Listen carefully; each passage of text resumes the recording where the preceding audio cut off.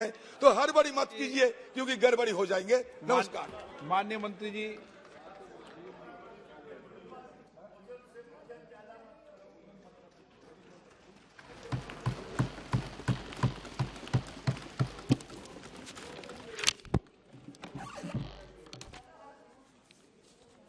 माननीय अध्यक्ष जी, जो बिल लेकर मैं सदन के सामने उपस्थित हुआ हूं,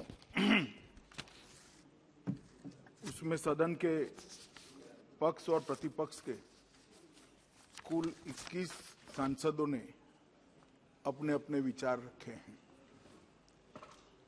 कुछ लोगों ने इस बिल का समर्थन किया है, कुछ लोगों ने उसका विरोध किया है। कुछ सदस्यों ने अपनी शंकाएं भी उठाई हैं और कुछ लोगों ने इसके दुरुपयोग की संभावनाओं को भी सदन के पटल पर रखा है। मैं एक एक कर सभी चीजों का धैर्य से जवाब भी दूंगा और सदन को समझाने का प्रयास भी करूंगा कि जो चीजों को एक शंका की दृष्टि से यहां पर रखा गया है, ये बिल लाने के लिए न सरकार की ऐसी कोई मंशा है, न ऐसी कोई इच्छा है। हम इतना निश्चित कर सकते हैं कि मैं कह सकता हूं कि ये बिल किसी दुरुपयोग के लिए नहीं लाया गया है। किसी भी डेटा के दुरुपयोग होने की संभावना भी इसमें नहीं छोड़ी गई। ये व्यवस्था स्थापित करने के लिए लाया गया है। समय के अनुकूल जो बदलाव हुए हैं, वो बदलाव का उपयोग दोष सिद्धि के लिए किया जाए, इसके लिए ये बिल लाया गया है। और जो लोग ह्यूमन राइट की दुहाई दे रहे हैं, उनको मैं ये भी कहना चाहता हूं, मेरा करबद्ध निवेदन है कि उनके भी ह्यूमन राइट की चिंता करिएगा जो अपराधियों से प्रताड़ित होते हैं। क्या उनका ह्यूमन राइट नहीं है?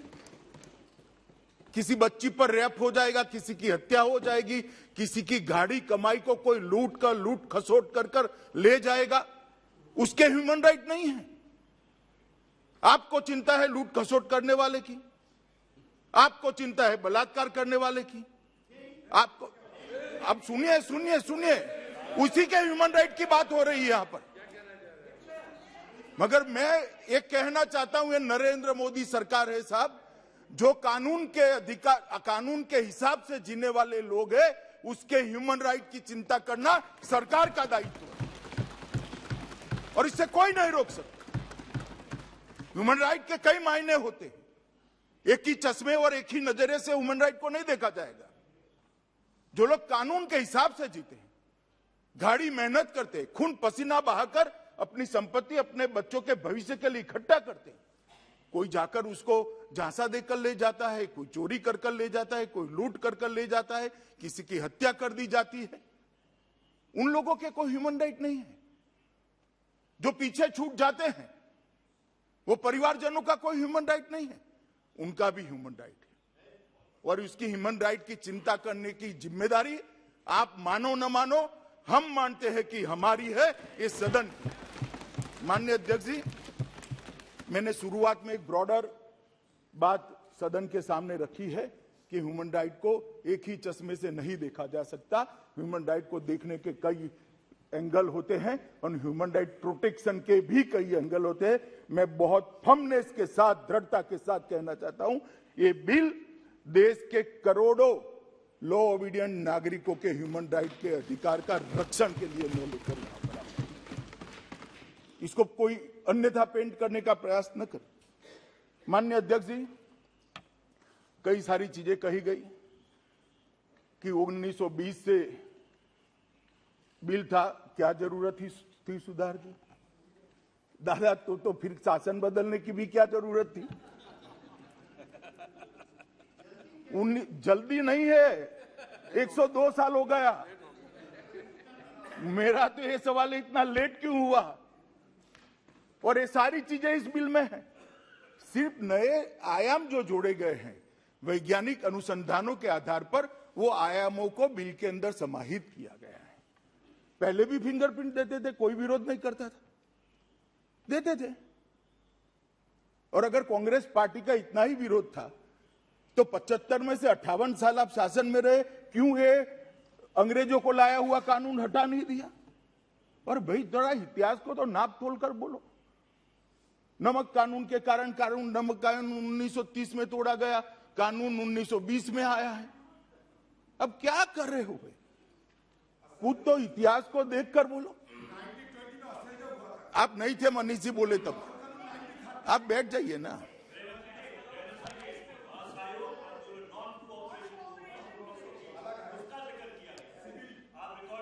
रिकॉर्ड में जरूर चेक करूंगा।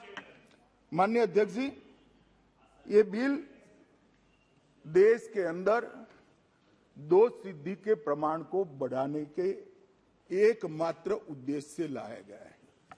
यह बिल देश में दोष सिद्धि के प्रमाण को बढ़ाकर गुनाहों की संख्या को सीमित करने के एकमात्र उद्देश्य से लाया गया है।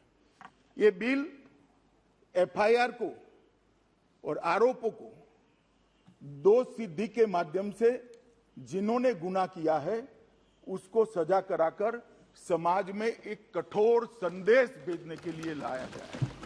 ये बिल के पीछे और कोई उद्देश्य नहीं है।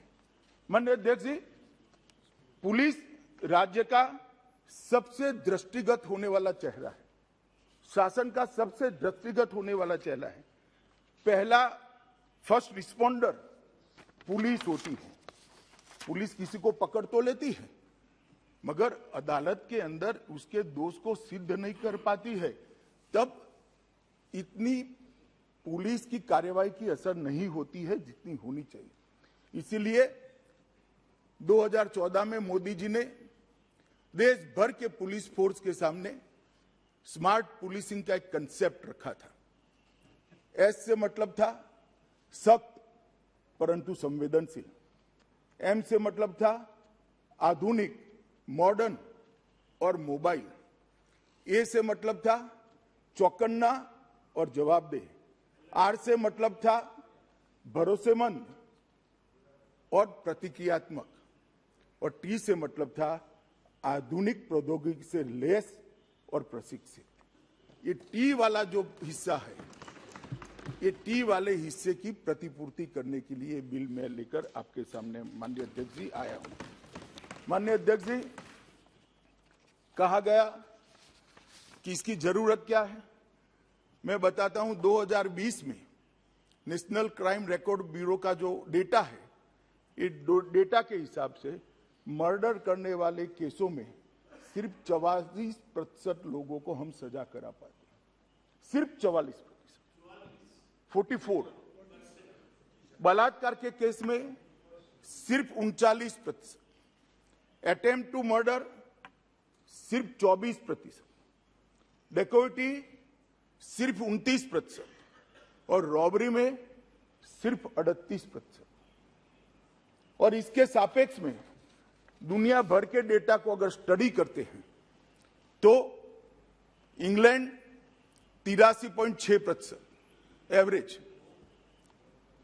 कनाडा 68%, साउथ अफ्रीका 82%, ऑस्ट्रेलिया 2021 का है 97%, यूएसए 93%। ये भी सारे ह्यूमन राइट के चैंपियन देश हैं और ये सब जगह इससे भी कठोर कानून उपलब्ध है। और सुप्रीम कोर्ट के कई सारे जजमेंट्स का आपने जिक्र किया, इसका भी मैं बाद में जवाब देता हूं। सुप्रीम कोर्ट ने भी अपने जजमेंट्स के अंदर एक दूसरा पक्ष भी लिखा है, मगर पूरे जजमेंट को पढ़कर अपने अनुकूल चीजें हैं इसको यहां रख देना, और जो चीज हमारी विचार के अनुकूल नहीं है इसको नहीं रखना। इस प्रकार से अगर हम करें तो मुझे लगता है कि सदन को हम गुमराह करने के अलावे और कुछ नहीं कर पाएंगे। माननीय अध्यक्ष जी, मैं इसलिए ऐसा कहता हूं कि जजमेंट अगर पढ़ा ही नहीं है तब तो ठीक है, मगर पढ़कर उसमें से पार्शियल सत्य, एक ही तथ्य लेकर सिलेक्टिवली यहां रखना, ये सांसद के नाते ठीक नहीं है। ऐसे ही मेरी व्यक्तिगत मान्यता है। माननीय अध्यक्ष जी, क्राइम भी बदल गए, क्रिमिनल भी बदल गए। क्राइम और क्रिमिनल दोनों आधुनिक तकनीक से लैस होकर क्रिमिनल क्राइम करने लगे और पुलिस को हम आधुनिक तकनीक से लैस न करें, किसी को हाथ पैर बांधकर स्विमिंग पूल में डाल दो कि भैया गोल्ड मेडल लेकर आओ। गोल्ड मेडल क्या, वो तो बेचारा डूब जाएगा क्योंकि आपने हाथ पैर बांध दिए हैं। इस प्रकार की व्यवस्था देश में अब नहीं चलती। दादा को भले लगता हो जल्दी हो गई है, मुझे लगता है बहुत देर हो गई। माननीय अध्यक्ष जी, समय आ गया है कि इसको हम बदले और इसके लिए सिर्फ ये बिल नहीं है, ढेर सारे प्रयास भारतीय जनता पार्टी की नरेंद्र मोदी सरकार ने किया। ठीक कहा अधीर रंजन जी ने कि हमारे देश में फॉरेंसिक साइंस का कुशल मानव संसाधन नहीं है, हमारे पास ट्रेन मैन फोर्स नहीं है, परंतु इसको कैसे बढ़ाओगे? किसी ने चिंता किया? हमने चिंता किया। मोदी जी जब मुख्यमंत्री थे गुजरात के, तब विश्व की सबसे पहली गुजरात फॉरेंसिक साइंस यूनिवर्सिटी बनाने का था और मोदी जी जब प्रधानमंत्री बने तब उन्होंने नेशनल फॉरेंसिक साइंस यूनिवर्सिटी बनाने का काम किया और फॉरेंसिक साइंस की सभी विधाओं में बच्चे बीएससी करे, एमएससी करे, रिसर्च करे, वहां से प्रोफेसर बाहर आए। इस प्रकार की सारी सुविधाओं से lace in university Modi ji ने अभी बनाई है। माननीय अध्यक्ष जी, सिर्फ एक यूनिवर्सिटी नहीं बनाई, 6 राज्यों में इसकी एफिलेटेड कॉलेज, उसके कैंपस खोले गए। सब जगह फॉरेंसिक साइंस की अलग अलग विधाओं के सेंटर ऑफ एक्सीलेंस खोलने का काम भी किया गया है और ये सारी यूनिवर्सिटी और कॉलेजों से, यूनिवर्सिटी से संबंध कॉलेजों से जो बच्चे फॉरेंसिक साइंस अलग अलग सब्जेक्ट में पढ़कर आएंगे, तब जाकर हमारी 2 सिद्धि का प्रमाण बढ़ेगा। समस्याएं जरूर है मगर समाधान ही नहीं करना। अब तो कोई ये भी कह देगा कि फॉरेंसिक साइंस यूनिवर्सिटी किसी एक धर्म के लोगों को फंसाने के लिए बना ली है। अरे भाई, हर चीज को, ये कानून को भी कहा। मेरे मित्र दयानिधि मारन चले गए, सुनने के लिए नहीं बैठे, माइनॉरिटी को परेशान। ये बिल में माइनॉरिटी शब्द ही नहीं है कि चश्मा लगाकर मेरे बिल को पढ़ा। मैं ढूंढ रहा हूं मेरा चश्मा खराब है या टेक्निक नहीं है मेरे चश्मे, कहीं माइनॉरिटी शब्द नहीं है। कहां से ले आए? माननीय अध्यक्ष जी, ये जो चश्मा है ना, ये कहीं ना कहीं आपने भी कोई सूचना देकर बदलने की व्यवस्था करनी पड़ेगी, अदरवाइज बड़ा प्रॉब्लम होगा। माननीय अध्यक्ष जी, हमने रक्षा शक्ति यूनिवर्सिटी भी बनाई। रक्षा शक्ति यूनिवर्सिटी, जो बचपन से कोई बच्चा इंजीनियर बनना चाहता है, कोई डॉक्टर बनना चाहता है, कुछ बच्चे ऐसे भी होते हैं जो देश की आंतरिक सुरक्षा और बाह्य सुरक्षा के क्षेत्र में काम करना चाहते हैं। तो आंतरिक सुरक्षा और बाह्य सुरक्षा के साथ जुड़ी हुई सारी विधाओं का उनको पढ़ाई लिखाई करने के लिए एक सुविधा हमने करा है और इसके लिए हमने राष्ट्रीय रक्षा यूनिवर्सिटी भी बनाई है। और माननीय अध्यक्ष जी, ये इसलिए बना है कि 2 सिद्धि के प्रमाण को बढ़ाया जाए। वो इसलिए बनाया है कि पुलिस और हमारी कानूनी एजेंसियां, जो आरोपी है, जो क्रिमिनल है, इससे 2 कदम आगे हो, 2 कदम पीछे न हो। माननीय अध्यक्ष जी, इसको इतनी शंका से देखने का जरूरत नहीं है। हमें नेक्स्ट जनरेशन क्राइम का भी विचार करना पड़ेगा, उसको रोकने का अभी से प्रयास करना पड़ेगा और ये क्रिमिनल जस्टिस सिस्टम को दूसरे एरा में ले जाने का भी प्रयास करना पड़ेगा। हमने पुरानी तकनीकों से नेक्स्ट जनरेशन क्राइम को हम टैकल नहीं कर सकते। माननीय अध्यक्ष जी, इसको बदलना पड़ेगा। हमने बहुत सारे इनिशिएटिव लिए हैं। मैं इसलिए बताना चाहता हूं कि इसको बिल को आइसोलेशन में मत देखिए। ये बिल इन टोटो सारे इनिशिएटिव में से एक इनिशिएटिव है। इसको एक होलिस्टिक व्यू से देखने की जरूरत है। भारतीय जनता पार्टी की जो सरकार लोगों ने चुनकर भेजी, हमारे प्रधानमंत्री नरेंद्र मोदी जी के नेतृत्व में गृह मंत्रालय में 2020 में मोडस ऑपरेंडी ब्यूरो भी बनाया है, जिसमें मोडस ऑपरेंडी का स्टडी होगा और इसके आधार पर अलग अलग क्राइम को अलग अलग क्राइम को इसके समन और उसको दंड देने की प्रक्रिया होगी। आईपीसी सीआरपीसी के सुधार के लिए भी एक बहुत बड़ी एक्सरसाइज हमने की है। मैंने सभी सांसदों को पत्र लिखा है, सभी मुख्यमंत्री को पत्र लिखा है, गृह सचिव जी ने सभी न्यायालयों को पत्र लिखा है, सभी राज्यों के गृह सचिवों को पत्र लिखा है, ढेर से सारी लॉ यूनिवर्सिटी को गृह सचिव जी ने पत्र लिखा है। सबके पास से अभिप्राय आ रहे हैं और मैं आपको बताता हूं, जब सीआरपीसी, आईपीसी और एविडेंस एक्ट में हम सुधार लेकर आएंगे, जरूर उसको स्टैंडिंग कमेटी या तो गृह मंत्रालय की कंसल्टेटिव कमेटी में भेजेंगे, हमें कोई आपत्ति नहीं। मगर वहां पर भी आप फिर मेजोरिटी वाली बात लेकर आए। चर्चा से कोई भागना नहीं चाहता, मगर चर्चा तर्क के आधार पर होनी चाहिए, चर्चा वास्तविकता के आधार पर होनी चाहिए और चर्चा तथ्य के आधार पर होनी चाहिए। चर्चा वोट बैंक को एड्रेस करने के लिए नहीं होनी चाहिए, समस्या के समाधान के लिए होनी चाहिए, समस्याएं देश में कम हो इसके लिए होनी चाहिए और समस्या के रास्ते ढूंढने के लिए। माननीय अध्यक्ष जी, हम इसके साथ साथ डायरेक्टर ऑफ प्रोसिक्यूशन का भी प्रस्ताव राज्यों को दिया है। हमने ई गवर्नेंस इनिशिएटिव भी ढेर सारे लिए। अब मैं बताना चाहता हूं माननीय अध्यक्ष जी, हम एक सीसीटीएनएस कर व्यवस्था लेकर आए। क्रिमिनल जस्टिस डिलीवरी सिस्टम के लिए मुख्य आईटी पिलर है वो, और मुझे कहते हुए आनंद है माननीय अध्यक्ष जी, जनवरी 2022 तक 16,390 100% पुलिस स्टेशन में सीसीटीएनएस लागू कर दिया गया है और 99% पुलिस स्टेशन में आज एफआईआर का रजिस्ट्रेशन सीसीटीएनएस के आधार पर होता है। इससे डेटा उपलब्ध होता है और वो डेटा के आधार पर पूरे देश के क्राइम का एनालिसिस होता है, क्राइम को रोकने की रणनीति बनती है और उसको ही एडवाइजरी गृह मंत्रालय के द्वारा राज्यों पर जाती है।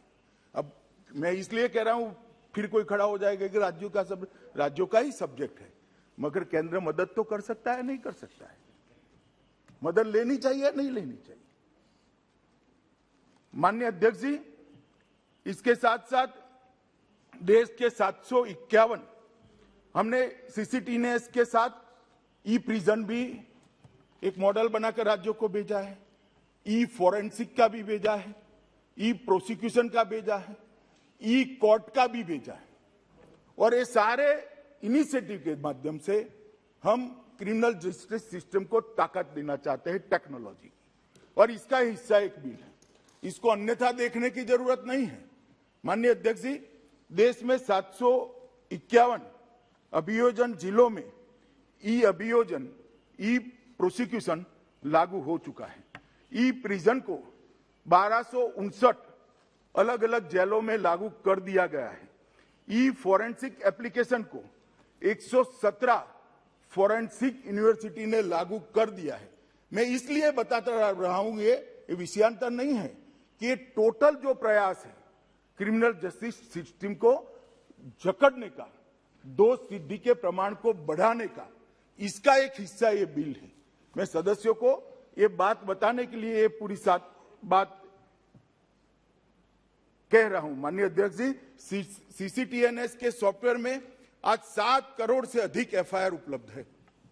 अब ये 7 करोड़ से अधिक एफआईआर जो नेशनल डेटाबेस में उपलब्ध है, इसमें 28 करोड़ पुलिस का रिकॉर्ड उपलब्ध है। और दादा, मैं वो भी बताता हूं, आप अब बीच में बोलकर मेरा लय मत तोड़िए। माननीय अध्यक्ष जी, इस डेटा इसके साथ साथ हमने ये सारे ई प्रयासों को एक दूसरे के साथ जोड़ने के लिए हमने एक system, inter operable criminal justice system ICJS भी लाए हैं और उसके माध्यम से सारे इनिशिएटिव को एक साथ जोड़ दिया जाएगा।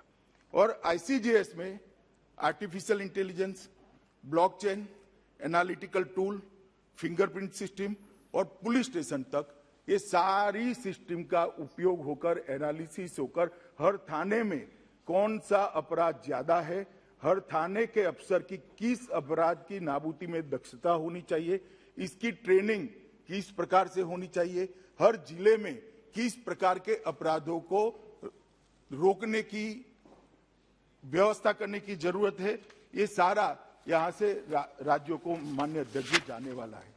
Investigation tracking system for sexual offence उसका भी हमने शुरुआत किया है। यौन अपराधियों का एक राष्ट्रीय डेटाबेस NDSO भी शुरू किया है। और ये सब में सारे सदस्य जो चिंता व्यक्त करते थे, ये सब में कहीं से भी अभी तक कोई लीकेज नहीं हुआ है।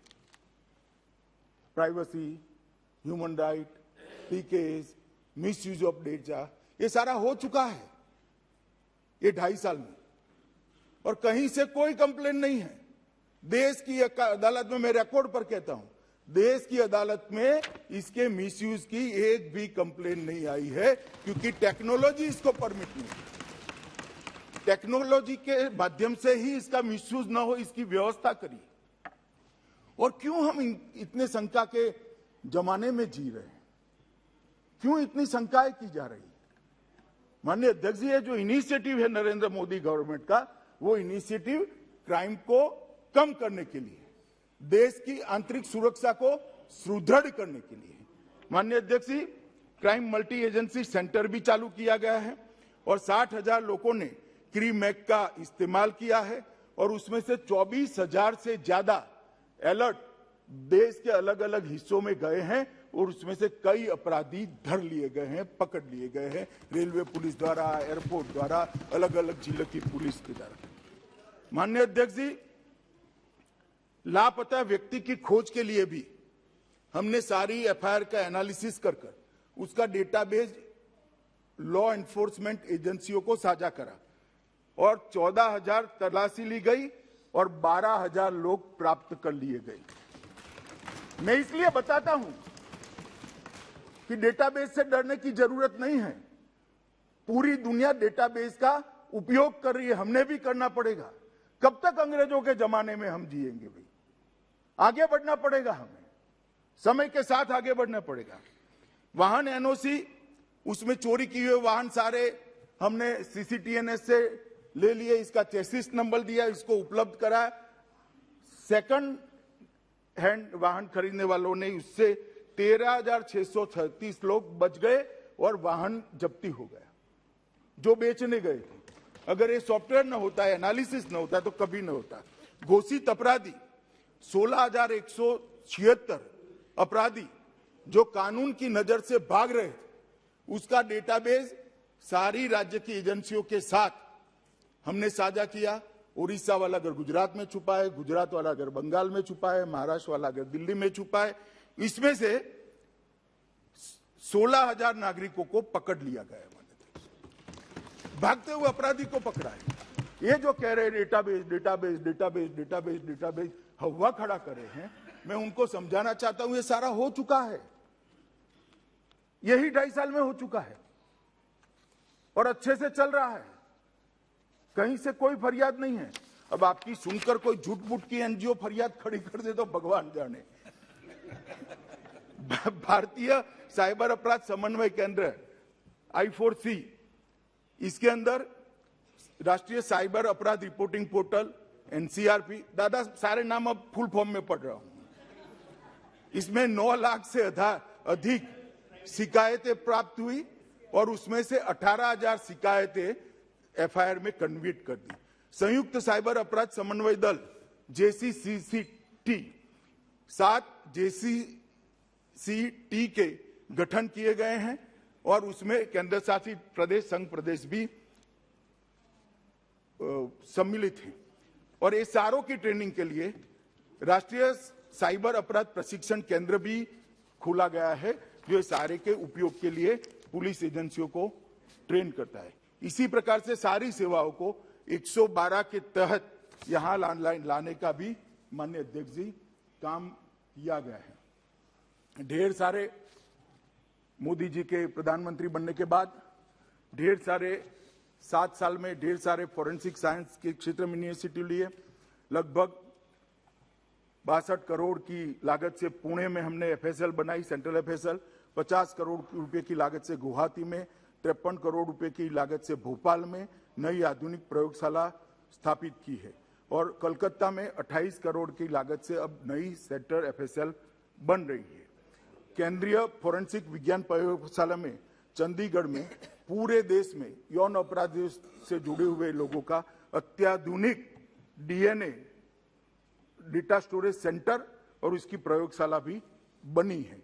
माननीय अध्यक्ष जी, 2016-17 से 21-22 तक फॉरेंसिक्स के साइंस क्षेत्र में हमने ये काम किया है और देश भर की पुलिस व्यवस्थाओं को आधुनिक करने के लिए मैं सिर्फ ई इनिशिएटिव के लिए बात कर रहा हूं। 2080 करोड़ रुपया नरेंद्र मोदी सरकार ने खर्च किया है।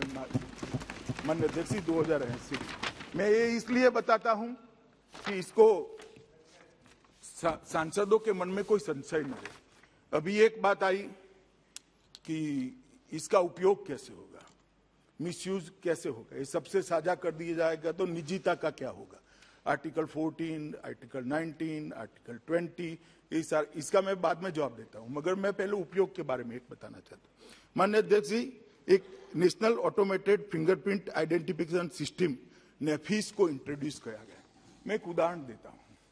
नेफिस के पास अभी इसको ऑपरेट नहीं किया है, ट्रायल बेस पर चल रहा है उसका सॉफ्टवेयर, परंतु नेफिस के पास लगभग 1 करोड़ से ज्यादा फिंगरप्रिंट्स अभी है। मैं ये बात डिटेल इसलिए बताना चाहता हूं कि यही तकनीक इसके लिए अपनाई जाएगी। नफीस का डेटा एनसीआरबी में स्टोर है, इसमें किसी का एक्सेस नहीं है, कोई लॉ एनफोर्समेंट एजेंसी का भी एक तरफा एक्सेस नहीं होगा जब तक इसकी जरूरत नहीं होगी। इसका उपयोग कैसे होगा? तो फिर नफीस को हम सीसीटीएनएस के माध्यम से हर पुलिस स्टेशन से जोड़ेंगे।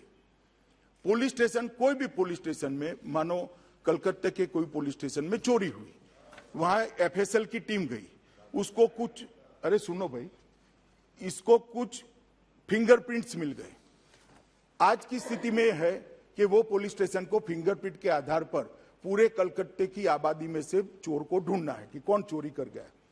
अब ये डेटा ऑपरेट होने के बाद उसको ये फिंगरप्रिंट कंप्यूटर में डालना है। 1 करोड़ लोगों में 1.5 मिनट के अंदर सर्च कर वो व्यक्ति का नाम भेज देगा और फिर चोर को पकड़ने की। माननीय अध्यक्ष जी, इसमें पुलिस स्टेशन को और कोई मालूम नहीं पड़ता। निरंजन जी ने कहा मेरे पर केस हुआ, ये हुआ। मैं स्पष्टता कर दूं, मोदी जी पर जीवन में कोई क्रिमिनल केस नहीं हुआ है। आप गलत बोले हो और गुरु की आपको माफी मांगनी चाहिए। कभी भी नहीं हुआ है। नहीं रखनी है, बैठ जाइए आप। माफी मांगने के लिए रखेगा बाद में। ठीक नहीं है, बैठ जाइए। नहीं, अध्यक्ष जी आपको मार्गदर्शन देना है। माननीय प्रधानमंत्री जी के लिए सोच विचार कर बोला करें। लिया मैंने सुना है ना, लिया है।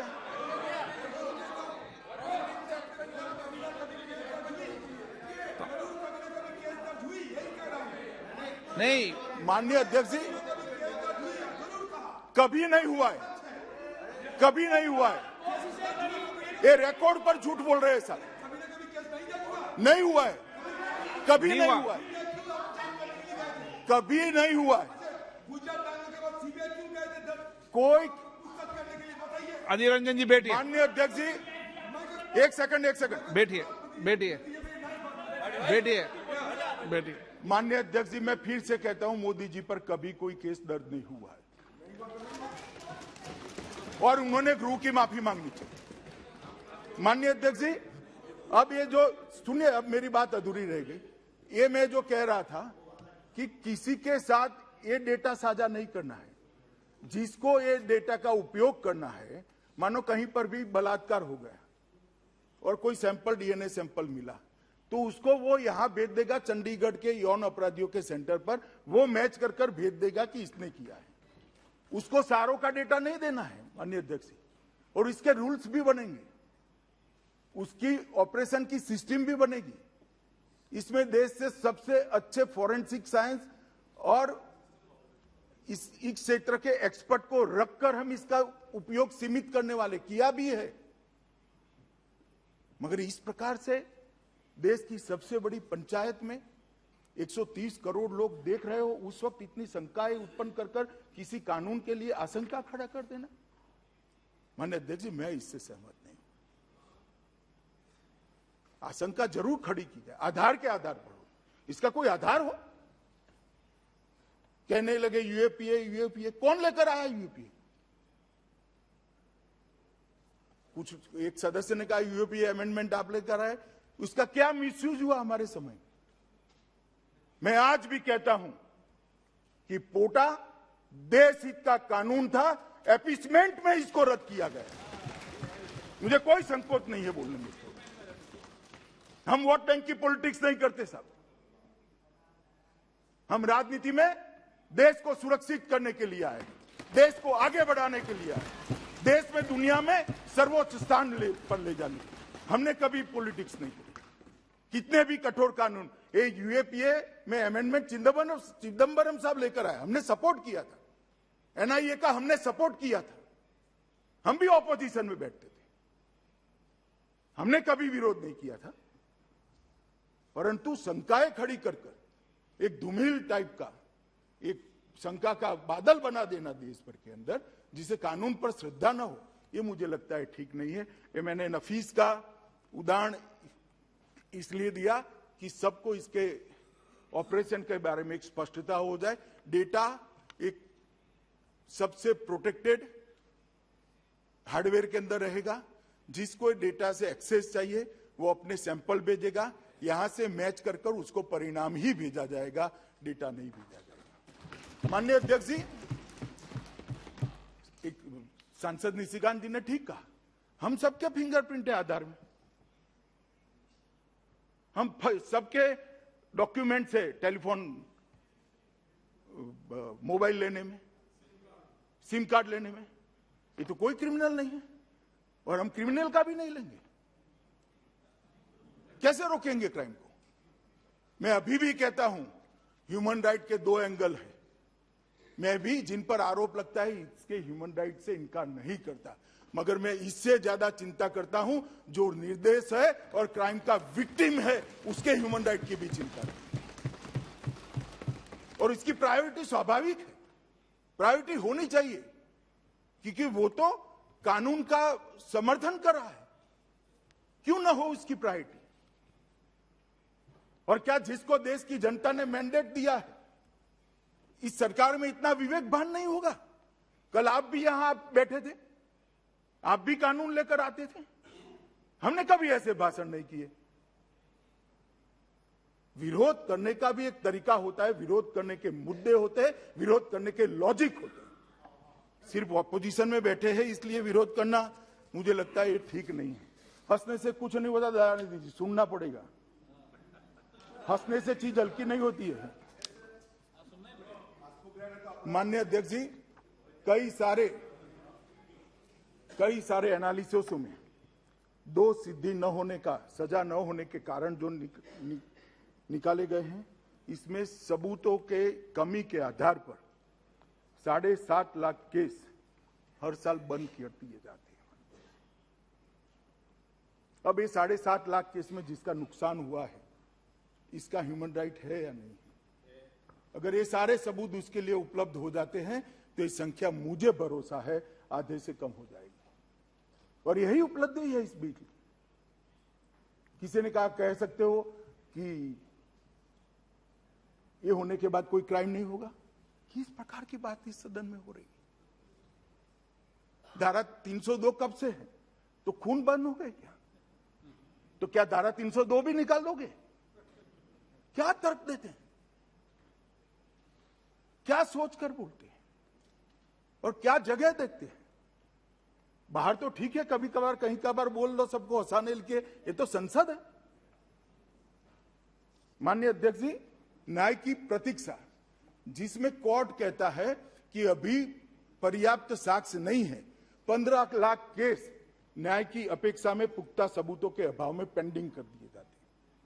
क्या उनको जल्दी न्याय लेने का अधिकार नहीं है? माननीय अध्यक्ष जी, है उसको जल्दी न्याय लेने का, और वो तभी मिल सकता है कि इस तरह से इलेक्ट्रॉनिक तरीके से आगे जो मैंने कहा, ये सब इनिशिएटिव को एक कर इसका उपयोग कर सजा दिलाने का जब हम काम करेंगे।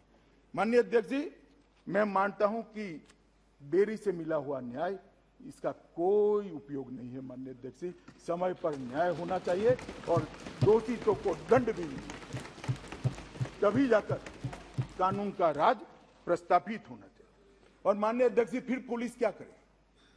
3rd डिग्री पर जाए क्या? हमें ये अलाउ करना है? नरेंद्र मोदी सरकार मानती है 3rd डिग्री के आधार पर इन्वेस्टिगेशन नहीं होगा, तकनीक की डिग्री के आधार पर इन्वेस्टिगेशन होगा, डेटा की डिग्री के आधार पर इन्वेस्टिगेशन होगा, इंफॉर्मेशन के आधार डिग्री के आधार पर। 3rd डिग्री से इन्वेस्टिगेशन नहीं करना चाहिए माननीय अध्यक्ष। और कंपेल होना पड़ता है पुलिस को, दबाव बढ़ता है, अखबार बढ़ाते हैं, विधायिकाएं बढ़ाती हैं, मगर कैसे करेंगे? तो टेक्नोलॉजी के आधार पर, डेटा के आधार पर, इंफॉर्मेशन के आधार पर अगर सजा दिला सकती है तो 3rd डिग्री की जरूरत ही नहीं पड़ेगी। और ये 3rd डिग्री से निजात दिलाने के लिए टेक्निक का सहायता तमिलनाडु में भी होता है, कई जगह। मैंने ऐसा बैठिए बैठिए प्लीज बैठिए, प्लीज बैठिए। माननीय अध्यक्ष जी, मैं समझ रहा हूं उनको हिंदी भाषा समझ में नहीं आती है। मैंने ये किया 3rd डिग्री पर जाने के लिए, कंपेल न करने के लिए, 3rd डिग्री का रास्ता न अपनाना पड़े इसलिए कहा।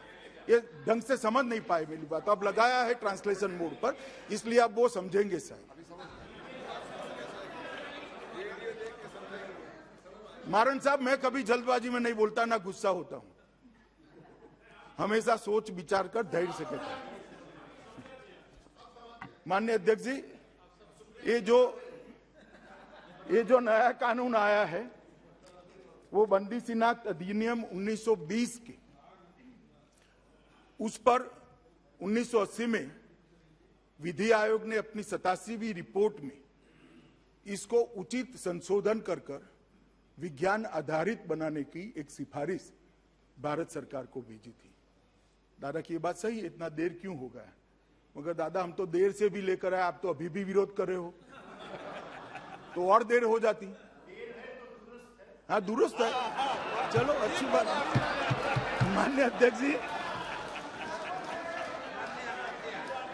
उसी रिपोर्ट में, माननीय अध्यक्ष जी, उसी रिपोर्ट में विधि आयोग ने स्वीकार किया था कि पहचान के उद्देश्य एकत्रित किए जाने वाले मापों को सीमित नहीं रखा जा सकता, आधुनिक टेक्निक का उपयोग कर उसको सुरक्षित रखना चाहिए, सीमित रखने का कंसेप्ट ठीक नहीं होगा।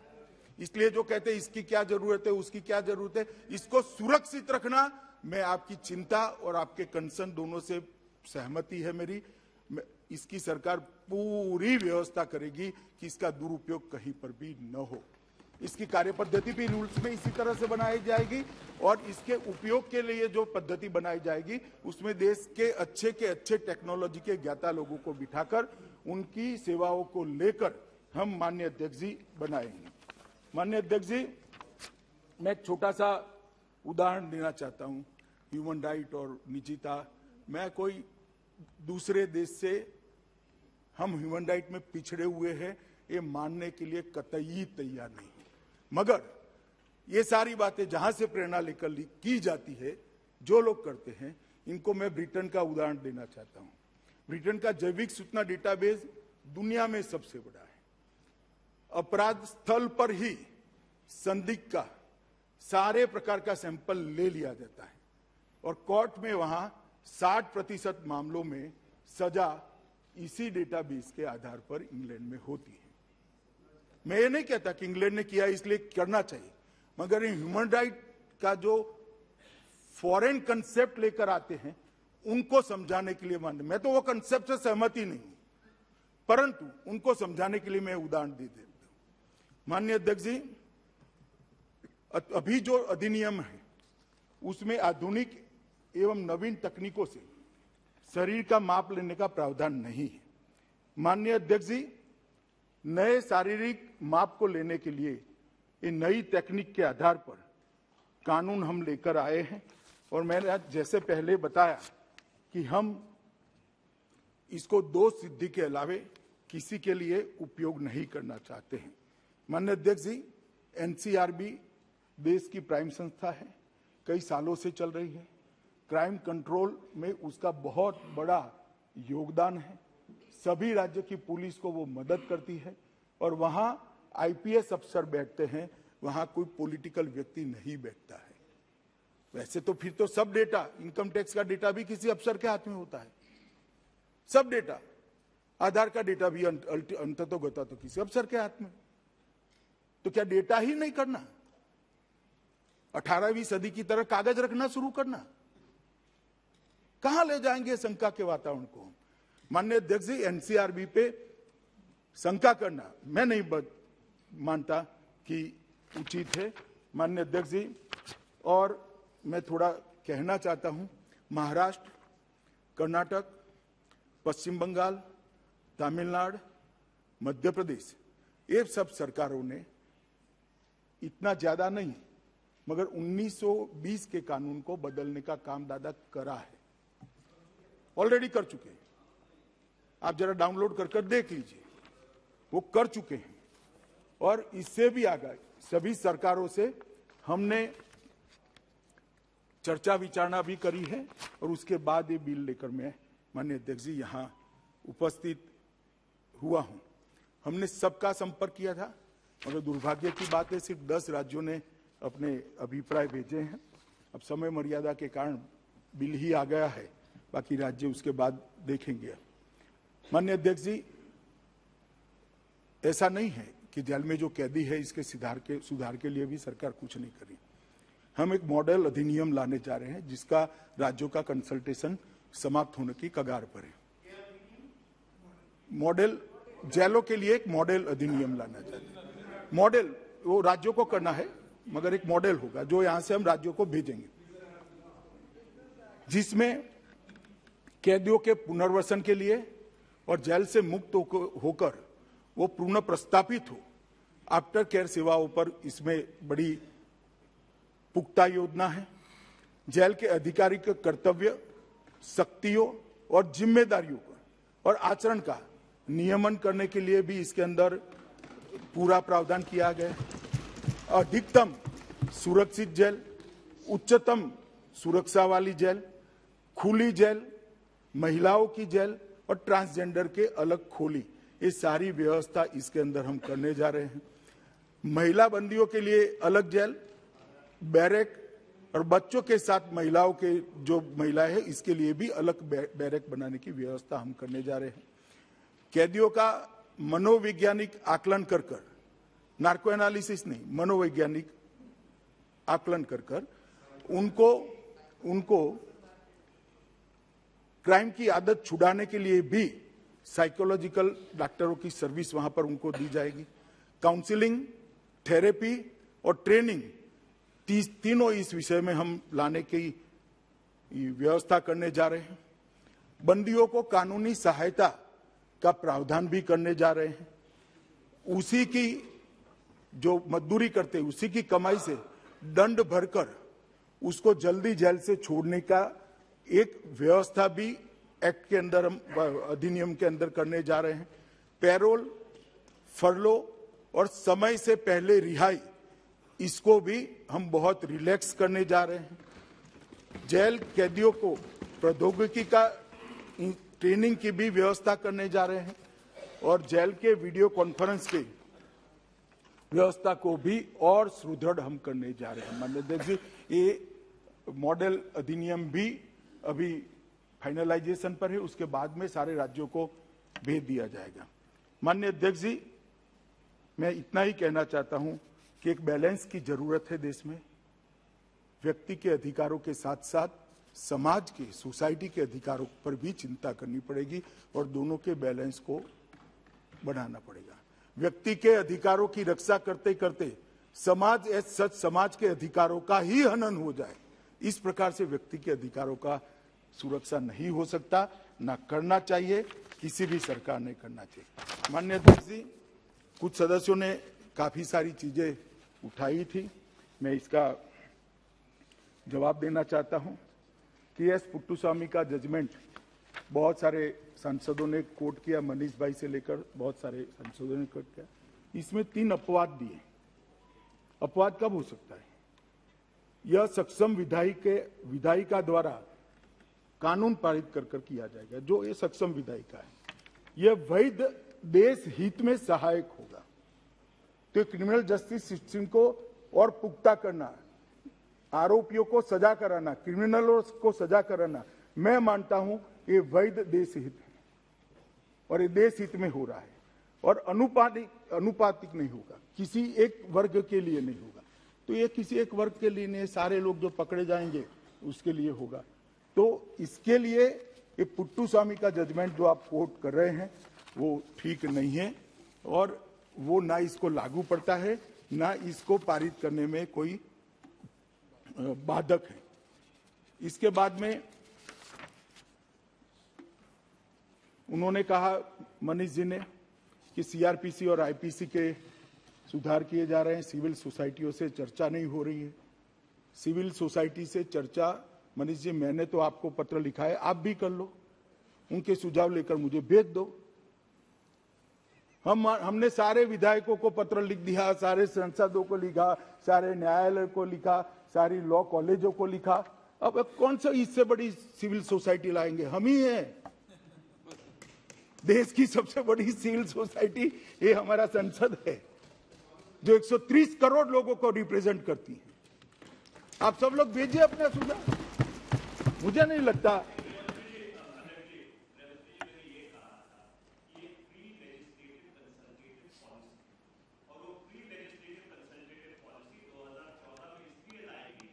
कि जब भी ऐसा कोई कानून लाया जाता है उससे पहले सभी लोगों से चर्चा हो जाए।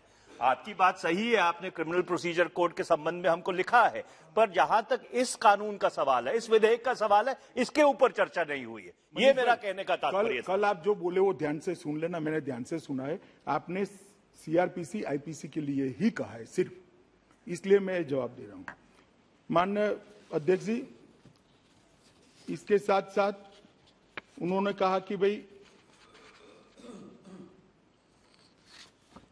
किस प्रकार से एनसीआरबी कानून प्रवर्तन अधिकारियों से डेटा साझा करेगी, ये भी मैंने बता दिया है। डेटा एक तरफा साझा होगा, पूरा डेटा किसी से साझा नहीं होना है।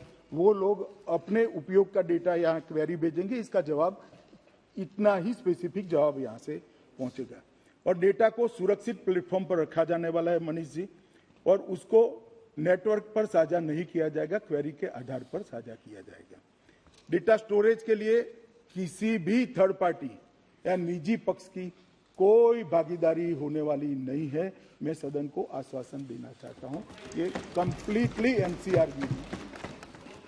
माननीय अध्यक्ष जी, 107, 108, 109 और 110 सीआरपीसी में नमूने लेने की बात करी। इसमें अंदर ही प्रोविजन है कि जिनको ऑर्डर नहीं किया है प्रतिभूति देने का, इसके अलावा जिनका किया है इसके अलावा किसी का नहीं दिया जाएगा। माननीय अध्यक्ष जी, उन्होंने कहा है कि संदेहात्मक आर्टिकल 21 का उल्लेख किया है, वो किसी का नहीं होता है। ये संदेहात्मक व्यक्ति और जो जिनका कन्विक्शन हो चुका है ऐसी व्यक्तियों का ही होगा और डेटाबेस सुरक्षित रहने वाला है, तो कहीं पर भी इसका उल्लंघन होने का सवाल नहीं है। माननीय अध्यक्ष जी, कई सारे कानून के अंदर प्रोविजन है आर्टिकल 21 के सो कॉल्ड वायोलेशन की जो बात करते हैं, इसी में अनुच्छेद 3 में ही प्रावधान है कि 7 वर्ष से कम की कैद की सजा वाले अपराधी जो किसी महिला और बच्चे के अपराध में न हो और किसी भी गिरफ्तार व्यक्ति का सैंपल देने से वो मना कर सकता है। माननीय अध्यक्ष, इसमें मे बी और शैल बी पर भी बहुत बड़ा विवाद हुआ। स्वाभाविक है, मुझे क्लैरिफिकेशन करना चाहिए। मे बी इसलिए लिखा है कि कोई स्वेच्छा से अपना डेटा देना चाहता है तो वो दे सकता है। शैल बी लिखने के बाद लेने का प्रोविजन ही नहीं होता है, मगर मे बी अधिकारी को तो बाध्य कर ही देता है, अधिकारी नहीं ले सकता। मे बी लिखने के बाद जो कैदी है वो दे सकता है कि मुझे अब कभी अपराध करना ही नहीं, ले लो मेरा डेटा। भरतुआरी जी, बाद में मैं जवाब दूंगा। सेल नॉट और मे नॉट के लिए मैं कह रहा हूं। हाँ, मैं समझ गया। उसके बाद में एक उठाया कि भाई 75 वर्ष तक क्यों रखने हैं? भाई जब लीक ही नहीं होना है तो साल कम कर भी क्या करना है? लीक ही नहीं होना है तो साल कम कर क्या करना है? और अगर लीक होना है तो 1 साल भी नहीं रख सकते।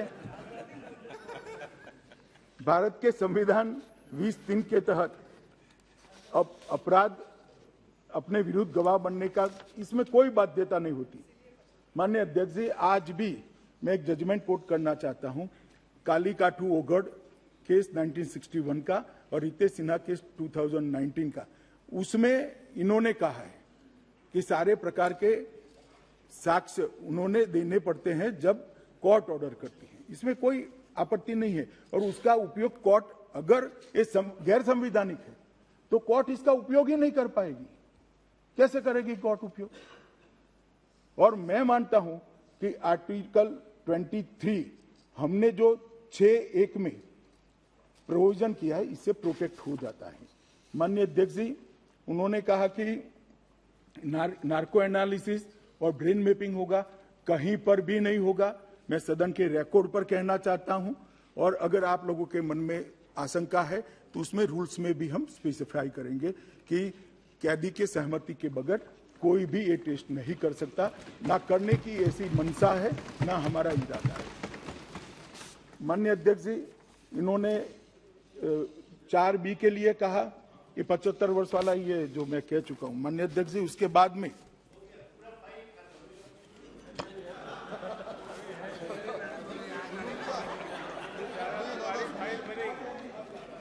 आपका फाइल बहुत है। माननीय अध्यक्ष जी, कई सारे सांसद जो बोले और नहीं बोले, दोनों के मन में था कि हम धरना प्रदर्शन करते हैं और अगर हमें पकड़ कर ले जाते हैं तो हमें सैंपल देने पड़ेंगे, जरा भी नहीं देने पड़ेंगे, क्योंकि 7 साल की सजा जब तक नहीं है उसमें आप इसका इनकार कर सकते हो।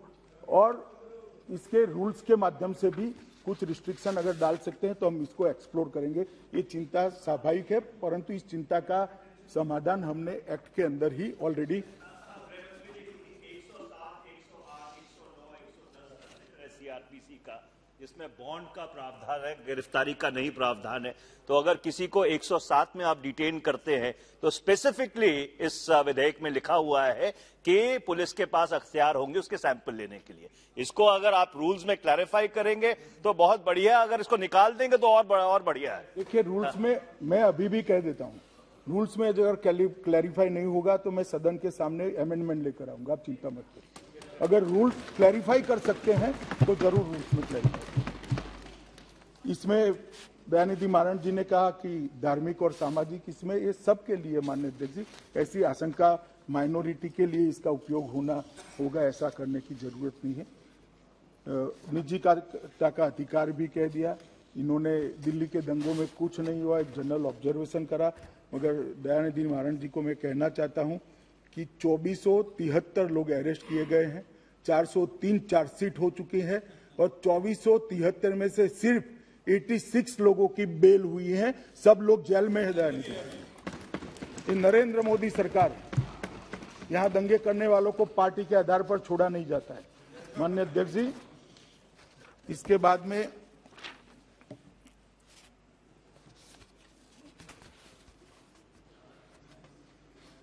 सुप्रिया सुले जी ने भी आर्टिकल 21 का वायोलेशन का मैंने कहा है। पीएमएलए के मिसयूज के बारे में कहा है। माननीय अध्यक्ष जी, इस देश में हो सकता है कि कोई कानून का उल्लंघन किसी ऑफिसर लेवल पर या किसी लेवल पर हो सकता है, मगर अदालतें नहीं है क्या? चैलेंज नहीं हो सकता? माननीय अध्यक्ष जी, हम ऐसा राज करना चाहते हैं कि कोई कुछ भी मनमानी तरीके से गलत करता जाए और चूंकि वो राजनीति में है, इस पर कोई केस ही नहीं होगा। इस प्रकार की शासन व्यवस्था चाहते हैं। सबके लिए अदालतें खुली है कि अदालतों पर भी शंका है और सब लोग अच्छे से अच्छे लॉयर रख, किस बात का डर है भाई? और इसमें पीएमएलए कहां है? ये तो जो पकड़कर आता है इसके लिए है। पकड़ने के लिए नहीं है। इसमें तो पीएमएलए का उदाहरण लगता ही नहीं है। माननीय अध्यक्ष जी, माननीय अध्यक्ष जी, भर्तृहरि मेहताब जी ने किया कि मुझे पोटा की याद आ गई। मेहता साहब, ये ज्वाइंट सेशन नहीं है और मैं तो इसके लिए ज्वाइंट सेशन करना भी पड़े तो करने के मत का हूं। किसी भी तरह से कानून जारी हमें आगे बढ़ना होगा। हैं?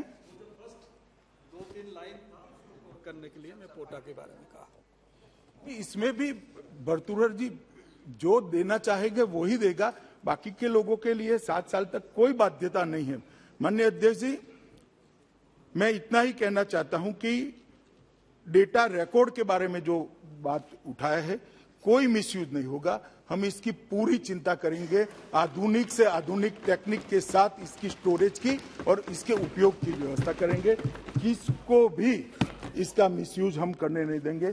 दानिश अली साहब ने फिर से एक बार हमेशा जो बोलते हैं वो ही बोला है, मगर अब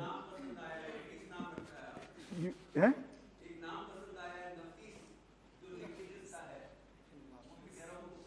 उनको पसंद आ गया है ना। चलो कुछ तो पसंद आया। उनका मुद्दा था माननीय अध्यक्ष जी यूएपीए का। इसका मैं डिटेल जवाब दे सकता हूं, मगर मैं कुछ तथ्य जरूर रिकॉर्ड पर करना चाहूंगा। 2019 में इस देश में 51,56,158 केस हुए माननीय अध्यक्ष जी, और 66 लाख लोग पकड़े गए। यूएपीए के तहत 2019 में सिर्फ 1200 केस हुए, सिर्फ 1200। इसमें नारकोटिक्स के भी है, इसमें हथियारों की तस्करी के भी है, इसमें टेररिज्म के भी है, इसमें टेररिज्म के लिए विदेश से फंड लाने के भी है, और सिर्फ 796 लोगों को पकड़। क्या कहना चाहते हैं कि सिर्फ आप सवाल उठाओगे इसलिए देश के विरुद्ध काम करने के खिलाफ यूएपीए नहीं लगेगा? निश्चित लगेगा और जेल की सलाखों के पीछे डालेगा। इस तरह से नहीं चलेगा। 66 लाख लोग पकड़े गए, इसमें से 706 लोग 2020 में 68 लाख लोग पकड़े गए माननीय अध्यक्ष जी, इसमें से सिर्फ 1300 लोग हैं, और 52 लाख केस हुए, इसमें से 1900 केस है। क्या कहना चाहते हैं? Misuse, misuse, misuse. ये कोई एक जाति धर्म के लिए नहीं है, मगर आपकी बात, आपकी पैरवी एक जाति धर्म के लिए। और इस तरह से संसद में चर्चा जब होती है तब संसद की मर्यादा रखते हुए मैं अंतिम व्यक्ति हूं ऐसी चर्चाओं को सहन करने के लिए। इसका माकूल जवाब दिया जाएगा, ढंग से जवाब दिया जाएगा। हम नहीं डरते ऐसे विवाद से। देश को सुरक्षित रखने की जिम्मेदारी देश की जनता ने हमें दी।